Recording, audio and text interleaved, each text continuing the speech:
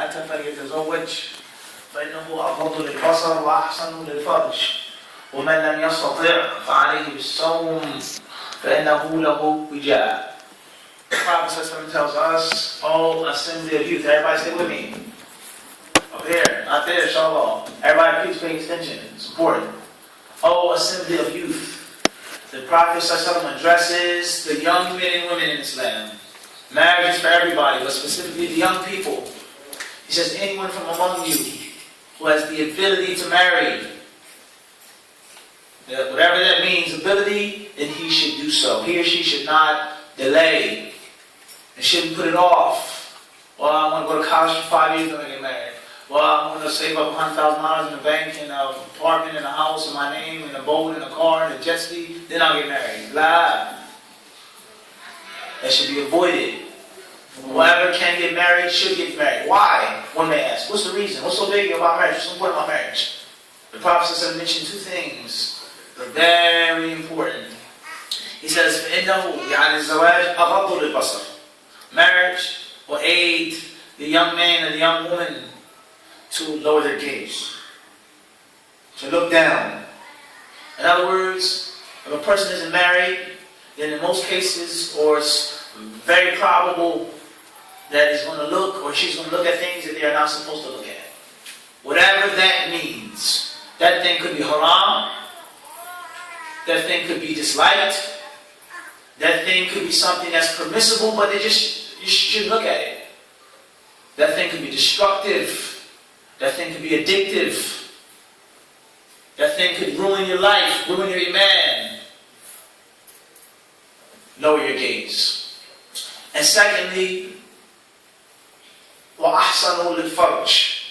He says it will aid the young Muslim man and woman to be chaste, to be pious, to stay away from zina, to stay away from fornication, to stay away from masturbation, to stay away from homosexuality, to stay away from lesbianism. All of these vices. Marriage helps the young Muslim man and woman to stay away from them. And in our deen, there's no shyness. When it comes to learning and teaching, there's no shyness. وَاللَّهُ لَا يَسْتَحْيِي مِنَ الْحَقِّ. Allah says in the Quran, Allah is not shy from the truth. So some Muslims may become irritated, or, oh, why did he say that word? And, oh, yuck, and oh, no, nah. Not in our deen. And if you don't talk about these things with your young children, or your young brothers, or your community members, believe me so. They're talking about those things with somebody else. So who would you like to be talking about them? With you? Or with this creep? Or this creepette? If that's a word in English. It is. Alhamdulillah. You're right with me after. That remind me, you have to get out of jail free card for that one. Coin the term, Mufti. Try it. It's a reality. It's a reality. Would you want your children to come to you, tell you about this, or those people that don't know Allah and His Messenger? People who smoke and drink and watch this and listen to that. It's a natural thing. It's going to happen. Allah created a person. He mentioned the creation of man from Zawjain. They have desires. They have lust. It's a natural thing. So you try to stifle and suppress and ignore that natural thing, it's going to come out. And don't forget, Ikhwan, Akhawat, brothers and sisters, water can flow or water can crash. As the wise man said, that wise man whose name we won't mention. He said water can flow and water can crash. In other words, you can't hold that water forever. You can try, you can put up a dam, you can pipe this and that, but it's going to get out one way or another. It's going to seep out gently, or it's going to burst out. And I'm trying to make a similitude between the natural desires that Allah put in every single human being. It's going to come out one way or another. So you choose how you want the desires of your children to come out. Leak, or you want the whole ceiling to crash in. It's a reality. Okay? Many people may be social taboos, they don't talk about this reality. The daughter comes home, she says, I'm pregnant. I have a boyfriend. Or in the times that we live in, the time of the smartphone. Not a cell phone, not a beep or a pager, but the smartphone If you want to know what's up with your child, your young son or daughter, look at their phones. Most people have locks on their phones. Is this not the case? Atif? Most people. Right along. Digit, passcode. It comes standard with the phone. There's nothing wrong with privacy in this, man. How do that? That's your phone. It's your own business. Somebody tampers with your phone, delete something, somebody put something on. How do that? But in most cases, people are very touchy with their phones. Why is that? Because they're afraid you're going to erase an app. Okay? Huh? They're afraid somebody's going to erase their important documents. Huh? Let's be honest. Let's be real. Let's keep it real. College. Who's in college? Anybody in college here? Nobody in college? Right. Akhi. People in college, they're afraid somebody will erase their app or take some books or what are they afraid of? People in their phones. Let's be real. Messages, pictures, videos, emails. In most cases, it's something that's going to be gritty, as we say. It's going to be gritty in most cases. It may not be haram, but it's going to be a little dodgy. So therefore, I'm trying to get to a point. Everybody see the point I'm trying to get to? Is that the youth, they live in a time that's unprecedented. There was never a time like now. This thing right here, nothing is hidden. Nothing is hidden anymore. All it takes me 5 seconds. Picture. Snapshot of the screen. I can take a live and take a long video or image, and within 5 minutes, 1,000 people have it. Without any exaggeration. Maybe more than that. Tweet. Facebook. 1,000 people have it. So let's be real. Our youth. How many of our youth have fallen victim and prey to these haram things? There are other reasons behind that, but a big reason is lack of marriage. A big reason is not striving and trying to marry off those young men and those young women. The Prophet ﷺ, he spoke on this over 1,000 years ago. Because his revelation was from Allah, so the one who knew that there would be a smartphone and the internet, and the Twitter, and the Facebook, and the Instagram. Oh, young men and women, if you can get married, then you should get married. Because it's going to help you avoid those pitfalls. I won't go any further in that. Allah Azza wa Jalla talks in the Quran, He says, indeed, we have sent messengers. فَجَعَلْنَا لَهُمْ أَزْوَاجًا وَذُرِّيَّةً. Allah says, so we made for them wives and posterity, children, progeny, offspring. So from the sunnah of the prophets, all of them is marriage. Okay? Monastic life is not from the sunnah of the Prophet. To live as a monk, or as a nun, or whatever you want to call it, is not from the sunnah of the Prophet. So before we go on about using contraceptives, why using contraceptives, what type of contraceptives, we have to get to the concept of it is encourageable to marry. We can all agree on this, according to the Quran and the Sunnah, and also according to sense, to reason, to common sense. If you're not fulfilling your desires in a permissible way, how are you fulfilling those desires? Or you don't have any desires. Allah didn't make you from dirt. Allah didn't make you from sticky clay. You're different. Many people that say, it doesn't bother me, I'm the bad type. Go far. Right, okay? Many Muslims say this, that's nasty, they go far with me, it doesn't bother me. They're lying. They're lying. They're not being honest. I don't even think about marriage, it doesn't bother me. A person says, I'm so busy with school, I don't even think about marriage. That's not true. It's not true. It's your nature to be with someone. Even if it's not so much physical or sexual, it's your nature to be loved. It's your nature to want to be appreciated and cared for and care for someone else. It's the nature of the human being. Allah created man and woman, Adam and Hawa. That's the nature of man. You're not telling the truth. You could be busy with school, busy with work, stressed out, I have too many bills. But don't say that it doesn't cross your mind. Everybody agree on this? Don't say that, because that's not true. You're lying to yourself. So therefore, marriage is something that is encourageable in the Quran and the Sunnah. Now, the Prophet ﷺ tells us, in an authentic tradition, he says, تَزَوَّجُوا الْوَلُودِ he says, al-wudud, al-wudud. Don't come on call. فَإِنِّي مُكَاثِرٌ بِكُمُ الْأُمَمَ يَوْمَ الْقِيَامَةِ. He said, marry a woman who has two qualities. Two qualities you should look for in a wife from the beginning. He says, a woman who's affectionate and loving, and a woman who's fertile. The woman who's not affectionate, who's harsh, who's rough, who's rude, or sarcastic, or crabby, you should not marry her. And the woman that doesn't come from a family with a lot of children, you should try your best not to marry her. Why? The Prophet tells us, for indeed, I am going to boast about your numbers on the Day of Judgment. When this nation comes, I'm going to boast and brag about the Muslims being more in number. In simple layman terms, you should try to have as many children as you can. But there's bills, there's marriage, there's divorce, the divorce rate's through the roof. I don't want to have children, then we get split up and the kids, this and that. That's not your worry, that's not your concern. And I'm speaking to myself firstly. Right?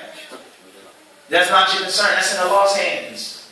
Your marriage lasting is in Allah's hands. You have a divorce, it's in Allah's hands. There's nothing you can do about that. You can be the best husband in the world for 10 years.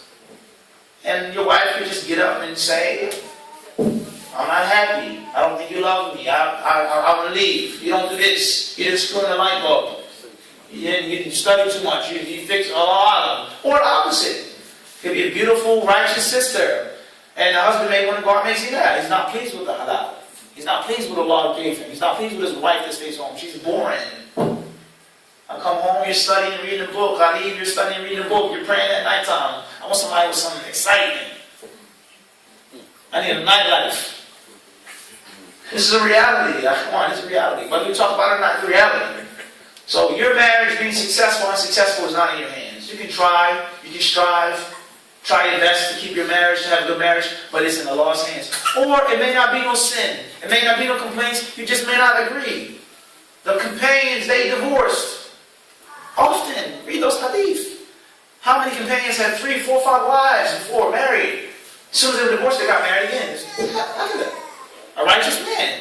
As the woman of that companion, she said, there's nothing that I hold against him. Nothing. She said, I have no problem with his religion, nor do I have a problem with his character. She said, I hate to disbelieve and to be ungrateful in Islam. In other words, if I stay with this man, I don't like him for some reason. I don't feel comfortable with him. I'm going to be disobedient to Allah. And the Prophet said, will you give him back his garden, the garden that he gave you as a dowry? She said, yes. I'll give it back to him. He said, اقبل الحديقة وطلقها تطليقا. He said to the companion, take the garden and divorce her. Khalas. MashaAllah, it just didn't work out. Move on. وَإِنْ يَتَفَرَّقَا يُغْنِ اللَّهُ كُلًّا مِنْ سَعَتِهِ. Allah said in Surah An-Nisa. And if the two spouses split up, Allah will give both of them better. So it's not in your hands. So therefore, we're trying to get to some basic steps. Step 1, marriage is highly recommended. And according to some scholars, it's obligatory to get married. And according to some scholars, there's conditions of the obligation of marriage. Some scholars say that if you fear zina, you have desires, it's wajib upon you. Other scholars say even if you don't fear zina, but you're of age and have desires, some ulama hold the view that it is obligatory to marry. Obligatory. The fifth issue we're not going to get into right now. Step number 2, it's recommended to have children in Islam. Step number 3, come on, Mufti, you spoke for 10 minutes about this. I want my answer. Alright? Stop beating around the bush. Alright? That's what you're saying. Alright, Yusuf? Come on, we don't want no more lectures. Answer my question. Alright, Wade? For crying out loud. We say that the Prophet ﷺ explained to us when a man tries to avoid his wife conceiving through this method or through that method. And he told us that if Allah decrees a child, it's going to happen. No matter what you do, how hard you try, what preventative measure you use. If Allah decrees for that child to come, the child will come. In other words, it's permissible to avoid conception. Whether it's through this method, or through this means, or through this way, or this medicine, or this contraceptive, whether it's through using Permissible. But look at the guidance of the Prophet ﷺ. He didn't praise that thing, did he? He didn't praise it. Rather, it was like, he was saying, like, it doesn't matter what you do, it's going to happen more than nothing. You're going to forget. This thing's not going to work. It's going to be too late. Okay? Break anything, whatever you want to go to. When Allah decrees that child, the child is going to come. So you can try all you want, but it's your destiny, as they say. It's going to happen. So therefore, it's permissible in certain instances for Muslims to use contraceptives. If a woman is ill or sick, if, let's say, trustworthy Muslim doctors say that it's going to be very difficult if she becomes pregnant, high risk, all types of complications and difficulties, so on and so forth. If a person, let's say, a Muslim lives in a communist country, an extreme radical country, in which they punish people severely for having more than 2 children, more than 3 children, and they can't make hijrah, they can't leave that country. That's a different issue. Okay? So therefore, it's permissible, but it's not the best idea. It's not recommended. If the husband and wife, one more thing is very important. From the rights of a free woman in Islam, is to have a child. So the man is not necessarily allowed to use preventative measures or contraceptives unless she gives her consent. It's deep to think about. It's a woman's right to have a child. If she says, no, I want to have a child, no, don't do that, don't use this lab. You can't just say, I can blah, because that's haram. Okay? So therefore, it's permissible in certain instances. It's not necessarily the best thing to do or the most advisable thing to do. And at the end of the day, you can try to live in harmony for 2 years without pregnancy. Some people say you need to live at least a year without any children. Get to know the girl, get to know the brother. Maybe. Okay, possibly. And you can still separate. You can still get divorced. Some people have children, mashallah. Some women, some people, certain cultures, they get pregnant like that. Very, very fertile. And they have loads and lots of children, and they stay with each other for 30 years, alhamdulillah. And there are 5, 6, 7 children running around. He's 12 years old, he takes this child to the bathroom, this child is in the walker, this child, she's on her, and they're happy. Really, many people like this. You find people, especially overseas. I come from a family, I have 12 brothers and sisters. Brother from Afghanistan. I have 7 brothers, 4 sisters. And some of the people say, talk to people from, mashallah, from Somalia, from Afghanistan, different parts of the world. They say, yeah, I have 10 siblings, or I have a small family. Wallahi. It says, it's a small family. 7 people is nothing. And mashallah, the husband and wife, they're happy, they live in harmony. So therefore, it depends on the person, it depends on the time, what is decreed is what happen. Try your best to keep harmony. Try your best to solidify your marriage. If you decide with your wife is best, you guys don't want to have children for some time to get to know each other, not to rush and bring children in the world, that's your own personal discretion. But don't think that that's going to outstrip Allah's predestiny. You can try your hardest. And the Prophet ﷺ is not to bash the women, but so the Prophet ﷺ said, he said, تَصَدَّقْنَا فَإِنِّي أُرِيتُكُنَّ أَكْثَرَ عَنِ النَّارِ. He told the women, he said, give charity. Spend, give charity. Because I have been shown that you are the majority of the people of the fire. Most of the people of the fire will be women, he said. The companions, those sahabiyats, of course they were concerned. They want to know, why is this?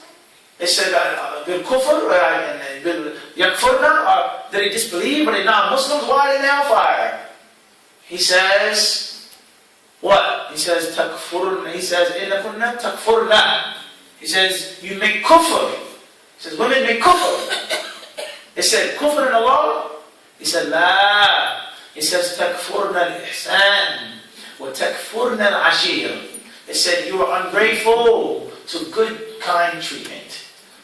He says, لو أن أحدكم أحسن إليها الدهر ثم رأت منك شيئا قالت ما لم أرى منك خيرا قط أو كما قال صلى الله عليه وسلم. He says, if a man performed good, he did good to his wife his whole life, and she saw one mistake, one slip, one vice, she would say, you never did anything for me. It's not to bash the sisters, but just be real. How many brothers can raise their hands and say this is a reality? You don't have to raise your hands, but just Allah Akbar. It's a reality. Allah Akbar, huh? If your wife is here, don't raise your hand. Right? Raise your hand after the class, inshallah. Raise your hand behind your back. This is a reality. This is a reality. I'm sorry, this is a reality. And she won't say that you made this major mistake, you're this, you're that. No. She'll say, you never did anything for me. You're no good, bleep, this, that. All women, no matter what culture they come from, don't think you just, no, that one, no. It's a reality of a woman. It's a reality, one way or another. Some cultures are more than others. Some women from certain cultures across the earth are more outward and boisterous than others, more bodacious than others, or whatever you want to call it. But that's the nature of a woman. The Prophet ﷺ said that she was created from a rib that's crooked, that's bent. If you try to straighten the rib, you'll snap the rib. He says, and if you use the rib for some provision, you use it for whatever you want to use it for, he says, istamta'ata bihi wa fihi iwaj, or fiha iwaj. He says it's going to be crooked. It's the nature of man. Man is ungrateful. Women, and this not mean every woman, but mean the nature is ungrateful. So therefore, there are problems that come from men. Not to be one-sided, there are problems come from women. You can try your best, you can strive, what's going to happen is going to happen. So therefore, me personally, I would say, it based off of the understanding that you have with your wife, talk to her, make istikhara, seek Islamic counsel, seek guidance, look into what's best for you, and what's going to happen is going to happen. You could use contraception for 10 years and still be miserable, still be divorced. You can have 20 children running around and be happy. It all depends on what is decreed. The Prophet tells us that the angel goes to the womb and he's commanded, four things to write down. What are the four things he writes down? Shaqiyun or Sa'id. Is he going to be happy or is he going to be wretched and miserable? Whether it's miserableness of kufr or miserable, it's nothing you can do about that. You can try. You can strive. Okay? Don't rush into things. But at the same time, procrastination and delaying is also bad in this land. Allah knows best. You have to follow your heart and your feeling on this one out here. Everybody, it makes sense? Anybody else want to add something to this? Anybody want to add something to that? Makes sense? I'll do that. Sisters, we didn't impress somebody. Don't leave mad, angry. Right? Fair? Inshallah. And Allah knows best. Tight. Any other questions? Sheikh Habib. My question is, with the climate that we live in, mainly on the East Coast, with the da'is and masjids of different groups and sects,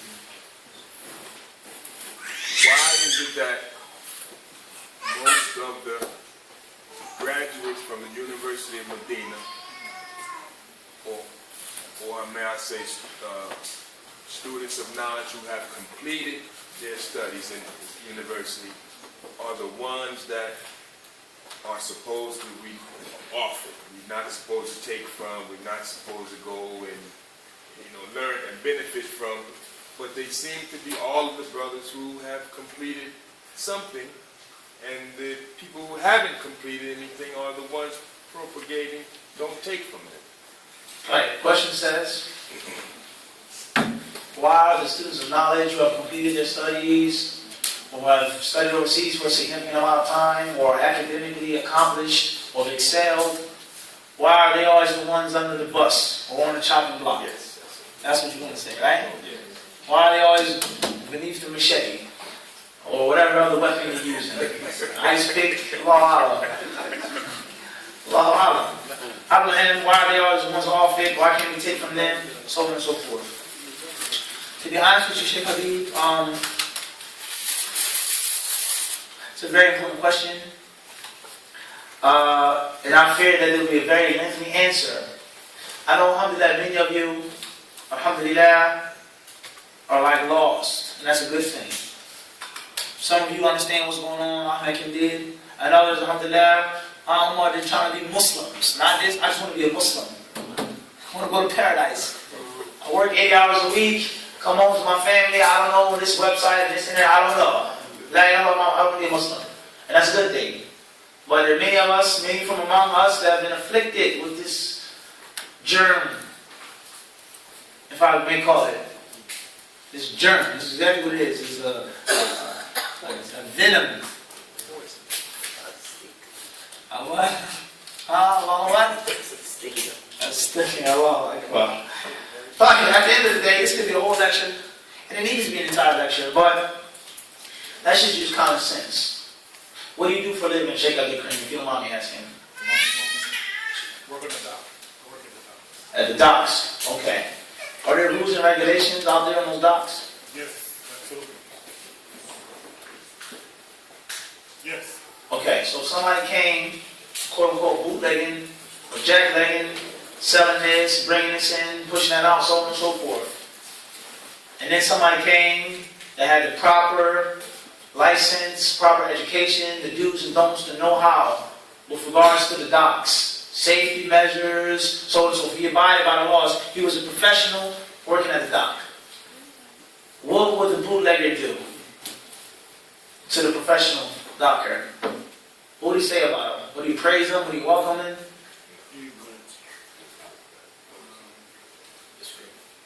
Discredit him. Yes, discredit. At the least. Yes. At the least. Yes, yes. At the least he would try to discredit him. He's bourgeois, he's this, he's that, he's high prices, he's making things hard on the people. I've been doing this for 20 years, I know better, it doesn't matter where you study this, and that. In other words, the professional, the qualified person poses a serious threat to the jackleg. Serious threat. He's going to put him out of business. Put him out of business. No, we didn't say anything about religion. We're talking about dunya, reason. He's going to put him out of business. So therefore, the only means of survival for the jackleg is to discredit, is to defame, is to attack and to stab the professional. Not because he's a bad person or he has this, because he threatens him. Plain and simple. I can't put it no simpler than that. You have somebody who studied Medina for 15 years, for 20 years. And you have somebody who never went overseas. Someone who studied in Egypt for a year or two. No disrespect to nobody. Who studied in Yemen for 6 months or 7 months. For someone whose sheikh was Google, was the internet. You think he's going to welcome the guy with the PhD from Medina? Of course not. He's going to call him every name in the book. He's going to lie, misconstrue information. He's going to cause fitna because he's going to put him out of business. What sense? Why listen to this? This jahil, ignorant person screaming, screaming and hollering. Gives a 60-minute lecture and doesn't mention one verse from the Quran. One hadith of the Prophet ﷺ. His whole lecture, from front to end, is name of this person, name of that person, this, that, name, calling, tag, blah, blah, blah, blah, blah. Or I had somebody who's been in Medina for 15 years. Assalamu alaikum, qala Allah, Quran, Hadith, Quran, Hadith, Quran, Hadith, Quran, Hadith, Quran, Hadith. Principle, knowledge, da da da da da da da da. With good character, good mannerisms, a professional student. Who would you listen to? If you really wanted to benefit and learn. There's no question, as you said, no brainer.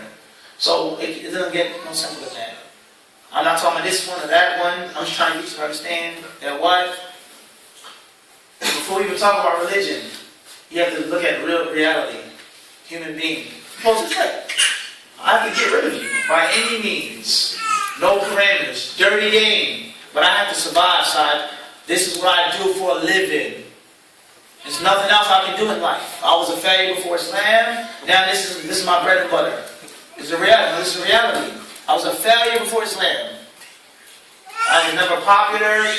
Girls didn't like me. I was not accepted. I came to Islam. I learned about this way and that. Now I'm a star. I'm popular. I'm accepted. People listen to me talk. Now this guy comes with his white robe and his fresh kufi and his miswak and his pens, speaking Arabic. Quran, Hadith, learn it, accredited learning. You must be crazy. You think I'm just going to let him take my life, my shine? No. Whether I have to get an accomplice, whether he be another student, sheikh, this, that, whoever, we're all going to work together to make sure that this professional guy, the doc, gets no play. Set him up, frame him, do something. But he gets no play at this dock. The people who bring in the boats, the guy on the dock, the people that they sell the products to, all three of them work together. If we allow this guy to come in to give the true price of the product, the right product, we're all going to starve. Right? Look at me. Common sense. So therefore, you have to work together. The store owner is going to talk about the guy. The doctor is going to talk about the guy. The guy on the boat is going to do something to his boat, talk about his boat. They support each other. Why do you have to do that? Can't give it no simpler than that. Clear. Question says. No question, huh? Allah Akbar. Clear. Khair, inshallah. To be honest with you, let's see the scale we have here. Recitation, Mutawatir, Mashhur, Shadh, Sanad, Ijazah, end of the slideshow. To be honest with you, we haven't finished. Where's please come? The rough. We have to finish the slides. We have to read from the book in Arabic. And I have another English book that I want to show you guys about and, as we say, push you down with. So therefore, for those reasons, and for also to cause some good fitna, inshallah, to stir it up a little bit, I'm going to kindly ask that we stop right here and to give us another opportunity to give the topic its right. In the last NJ Dawah conference, I had this topic, and I had, maybe 25 minutes to talk? 2 sessions? Yeah, it felt like 5 minutes, literally. I start talking, I take a drink of water, I get rid of my cotton off, and it's a note. Moondis with the jacket on. I'm showing the Secret Service jacket. And the earpiece. Right? His hands behind his back and the walkie-talkie. You're off in 5 minutes. I'm sorry. Right? Okay, so, and I remember I said to you, Side, I said a topic like this, even the third session was a Sunday. When it was on a topic, my favorite topic about the Hadith compilation, what did I say? I said a topic like this, I'm not even going to attempt to give it, I'm not going to rush it because it's injustice. It's not right. So therefore, let's just finish reading the slides with no more explanation. That way we can actually, alhamdulillah, we have finished the curriculum, and the explanation and the further ins and outs will come at another time, inshallah. This is a book that I want to read from. It's a very beneficial book that I've read and benefited and learned a lot from. The Sublime Quran and Orientalism by Dr. Muhammad Khalifa. How do I get out of this? What do I do to get back? Okay. Where's the slideshow? Really fast? Alt tab. Tab is Alt and Tab? Alt and Tab. I'm a little slow, so really, seriously, gotta be patient, okay? So, to finish, we're just going to finish without no more explanation. Just finish the actual curriculum that we can have completed what we set out to do. What was the main difference between the compilation of Abu Bakr as-Siddiq and that of Uthman ibn Affan? The different modes of recitation. Within the Qira'at, there are 3 categories: Mutawatir, Mashhur, and Shadh. Mutawatir, Mashhur, and Shadh. Al-Mutawatir, the recitation of Nafi' ibn Kathir, Abu Amr ibn Ala ibn Amir, Asim, Hamza, Kisai, the Mashhur, Abu Ja'far al-Khalaf. Moving on to Mashhur, Shadh, there are also some Shadh readings, rare readings, which are generally discounted. Sanad Ijazah. The word Ijazah really means permission or license. As for second reading, then is the formal authorization from the master to the pupil to pass on and teach a type of knowledge that he learned to the end of the slides. Just not enough time to explain, especially when we get into the modes of recitation. That is something that needs examples. It's going to be very difficult to cram it in 10 minutes, along with many questions that we still have left. And as I had proposed to my brother Saad, and as a wise man said, he said in the Art of War, he said there are commands of the sovereign which are not to be obeyed. Atif. He said there are commands of the sovereign which are not to be obeyed. In other words, you may go somewhere, Alhamdulillah, the brothers in charge, certain things they may want to request, which can't do. Because it's going to lead to loss. And the whole purpose of war is winning. Sahih? So therefore, I suggested to my friend and my brother Saad to give a separate session for Q&A. And the reason why I said we didn't have a separate session Q&A, as you can see, because people always have a lot of questions, loads of questions, tons of questions. And 5 minutes at the end of the lecture is not enough time. 10 minutes isn't enough time. As you can see, unfortunately, I love to talk. Long time. Just talk. So somebody may ask a simple question, and I want to give more. Because I, inshallah, love you brothers. Inshallah, for the sake of Allah. Our brothers and sisters, for the sake of Allah. For the sake of Allah. And I only want good.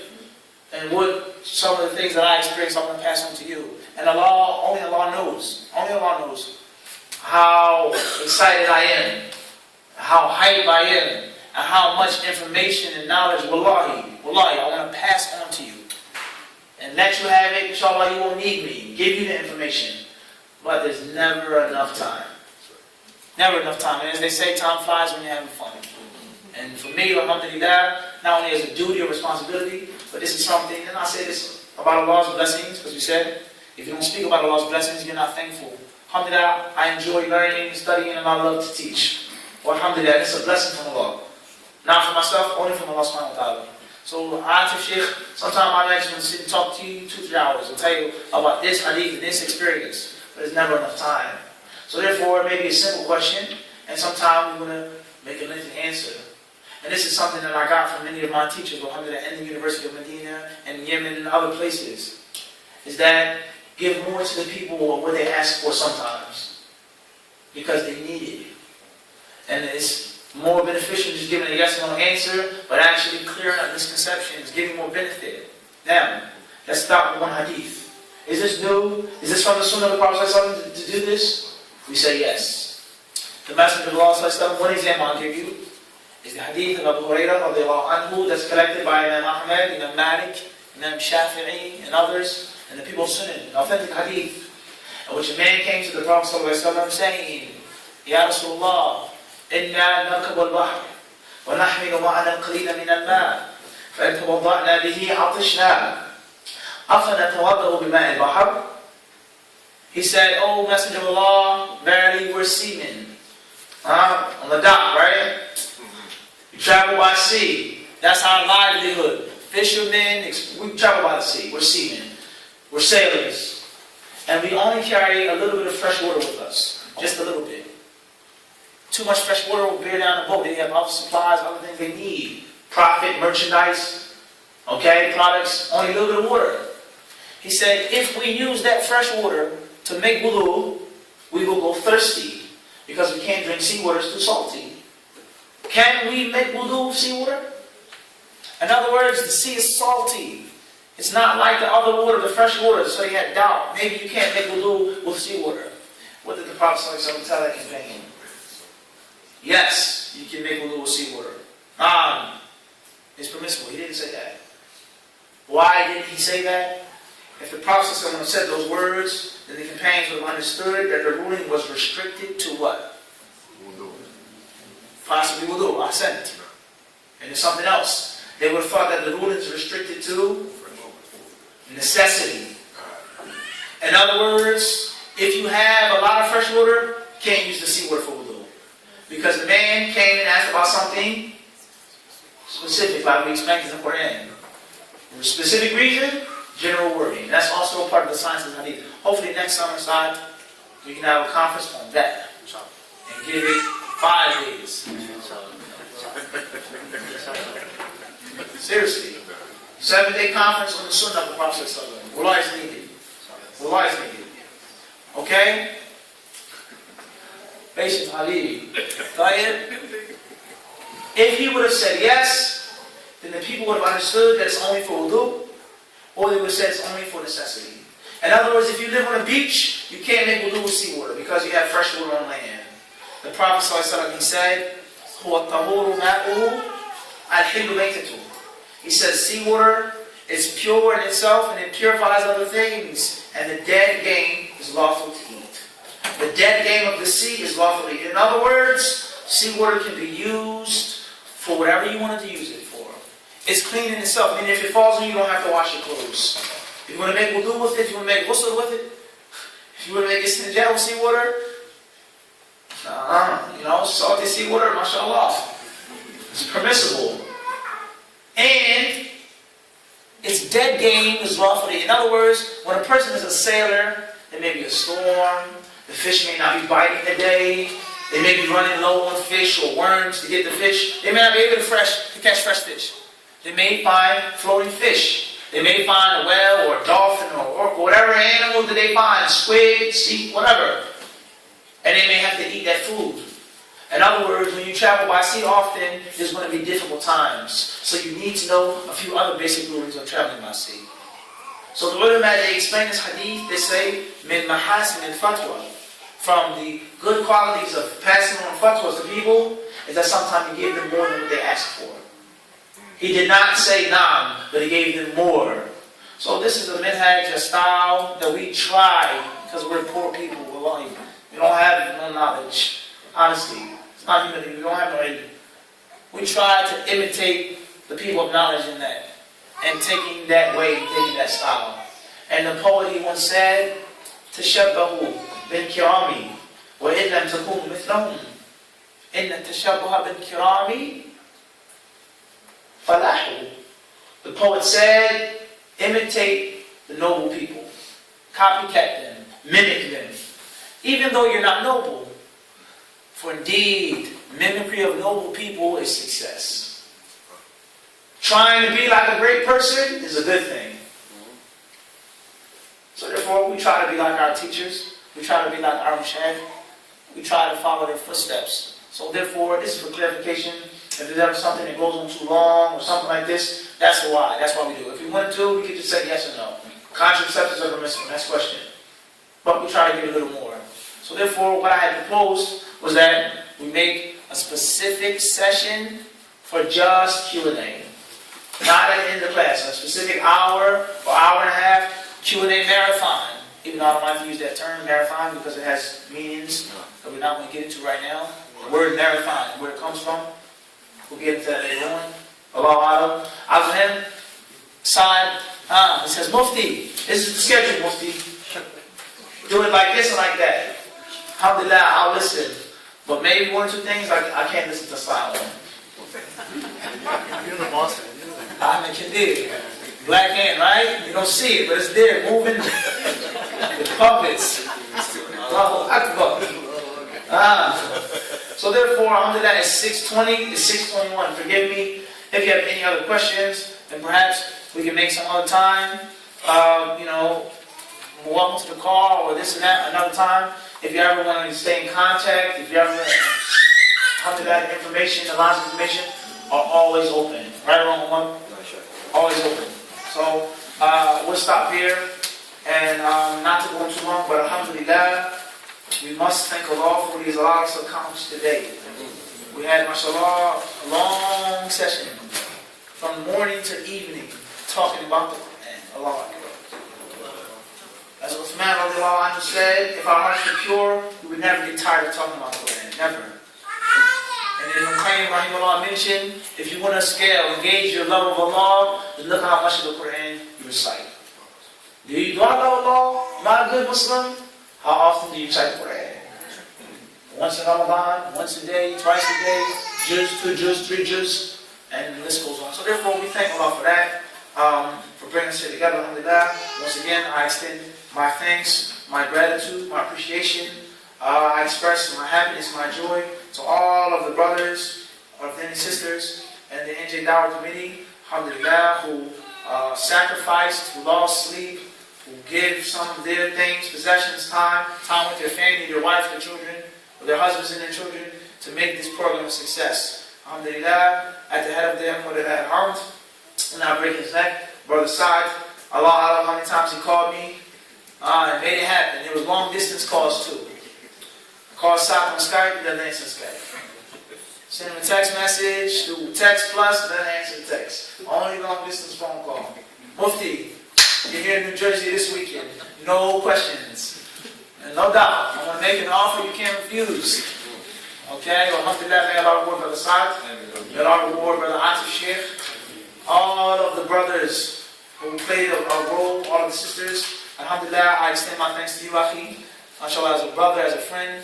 May Allah accept it from you. May Allah forgive you your sins and reward you for the deed. We worked you like a slave this weekend. You're driving up and down the turnpike. May Allah bless you for that. And last but not least, I thank all of you brothers and sisters, alhamdulillah, for coming here today, taking time out of your busy schedules to listen to some things that I may say, perhaps they're beneficial. May Allah allow it to be benefiting what we say. So thank you all. Jazakumullah khairan. Our pleasure to meet all of you. Alhamdulillah. Hopefully we see each other soon in the near future. Jazakumullah khairan. And also can't forget, mashallah, the tech crew. Boonton and Co. Excellent job. As a brother, a wise man once said, he said last year about the conference, he said, this isn't an ordinary conference. He says, this isn't no shindig. He says, it's a well-oiled machine. And alhamdulillah, I can say, me personally, from my experiences, I'm going to be honest, everything wasn't perfect. And nothing is perfect in the dunya. Nothing. But everything wasn't perfect. There were some suggestions that I had. Some things I think should have went this way, went that way. Things that could have been improved and enhanced. From several different aspects. But there's one thing for sure. At the conference, or here in the masjid, or this masjid, Ahmed Kiddi's masjid, wherever I go, it's always, alhamdulillah, a warm feeling. It's always a secure feeling. It's always a sincere feeling. And Allah knows best what's in the hearts. So that's a blessing. I felt very safe last year in Munis, with your Secret Service. Jazakumullah khairan. Alhamdulillah.